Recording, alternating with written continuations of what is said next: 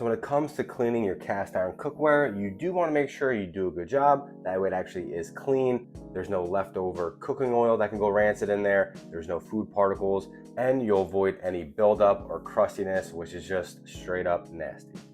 So I'm going to show you all of the cleaning tools I use. So if you've been following me on my other social media platforms for a while, you know I'm a big advocate of soap. So most of the time, all I'll ever need is soap and a sponge. And yes, I will use the abrasive part of the sponge.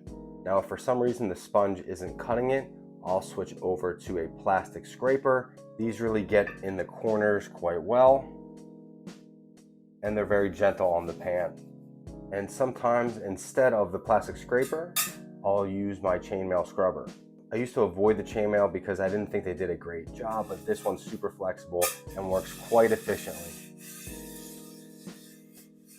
Now let's say after I'm done washing my skillet, when I'm drying it with my towel, if I feel that there's a sticky spot on there, I want to make sure I get that stickiness off.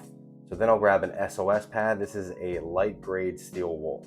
We definitely want to make sure we do not leave any stickiness behind. Now when it comes to a piece with a lot of nooks and crannies, the scraper is not going to work well at all. Neither is the chainmail scrubber.